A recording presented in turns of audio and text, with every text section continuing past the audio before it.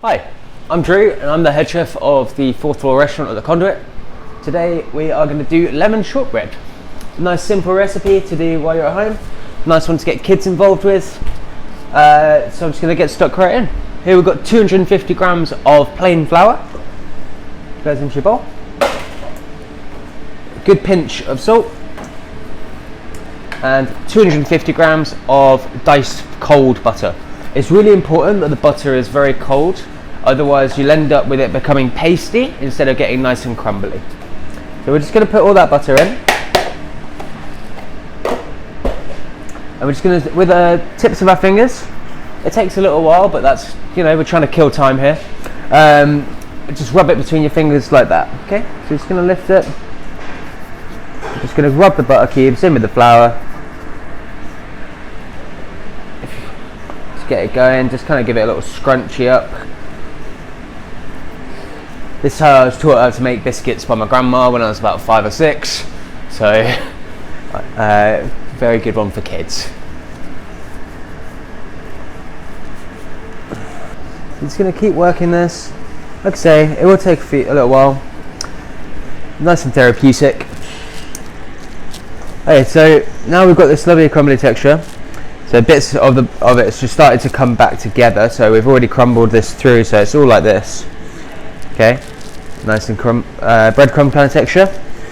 And it's now the bits of the butter and flour, as it's starting to warm, are starting to come together. That's now when you want to add the sugar. So it's 125 grams of caster sugar. You can use icing sugar if you wish.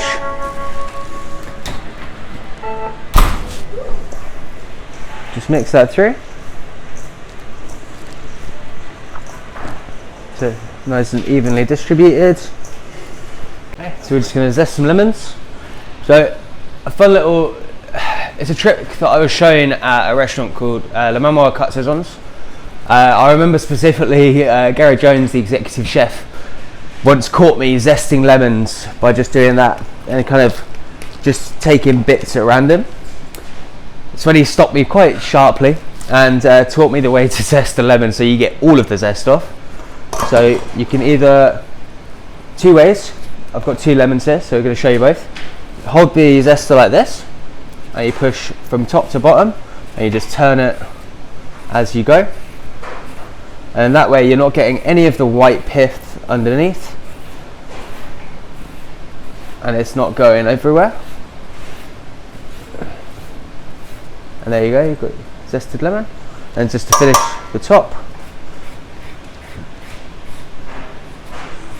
because there's also zest all over it, so don't forget the top. That just goes in. Or if you're more comfortable with it this way, hold it this way, like down, and go like that. But again, still the same principle, top to bottom. Don't miss any of that lovely zest. That's where all the flavour's going to come from here. Feel free to use any zest you like. You can go lemon and lime, you could get some orange in there, you could even add some spices to this, or some leave out the citrus altogether and do some chocolate chips. It's a very basic recipe that can be adapted as needed. So a lot of people would use an egg yolk here or a bit of milk to bind it. As we're doing lemon shortbread, I like to add a bit of lemon juice. So I've just made a little slit there. This is so you don't open up the lemon too much to the air, and that way it should keep longer if you're going to keep it in your fruit bowl or in your fridge, and if you don't need the whole lemon yet. So then you're just going to squeeze some of that out. So we're talking about roughly 3 tablespoons of lemon juice here. And then you're just going to bring this dough together now. So now you're scrunching and working the dough to come to one, instead of trying to break it all apart into lovely little breadcrumb texture. The reason that you get it all nice and breadcrumby first is so that you get that lovely little short texture, that sandiness that is so lovely in shortbread. So you see, it's come together into a nice dough now. You don't want to work it too much, because then you're going to undo all of the hard work that you've done by getting it nice and crumbly. So as you see, it's just come together. Now what I'm going to do is just very gently, just on the surface, if you've made the dough correctly and it's still nice and cold, you should be able to roll it out just like so. And basically you want to get it into a little sausage so that when this is chilled, you can just slice off your biscuits as you want. This way you can keep it in the fridge and you can bake as you go, so you've got nice fresh biscuits at all times.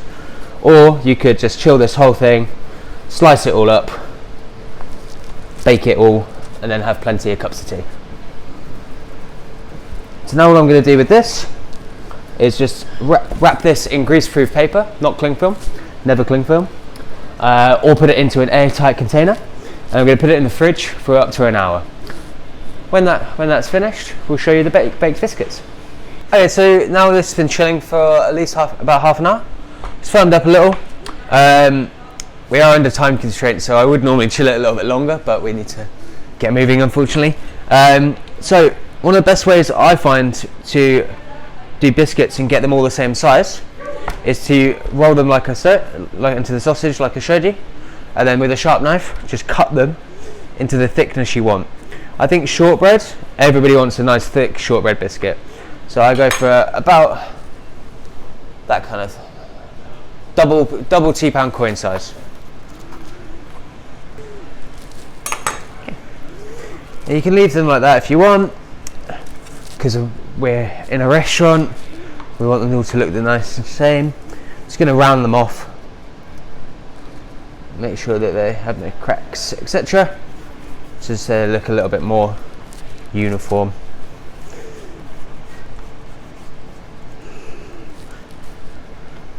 You definitely don't have to do this at home. When you space them on the tray, leave them with a good amount of space between them, because they will spread. But the next tip for avoiding that a little is we're going to just pop these in the freezer for 5 minutes before we bake them. And the reason that you do this is so that the fat and basically the binding, the fat and the flour are bound together better. If they are at room temperature, it's likely to split instead of holding and baking together. So these would be great to go with a lemon posset, for example, a cup of tea. I will post a lemon posset recipe in the next few days, but to be honest, there are some fabulous ones on BBC Good Food. It's too underrated, that website.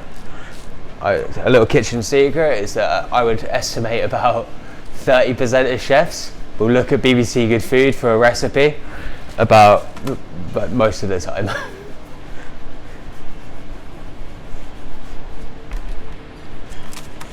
Okay, so these are going to just go in the freezer for a few minutes, which I have one here.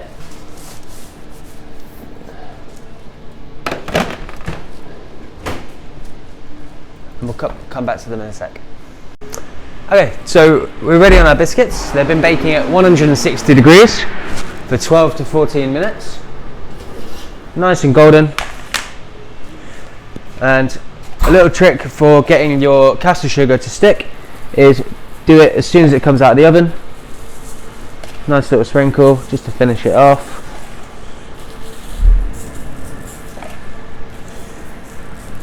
Let them cool, and then make yourself a cup of tea.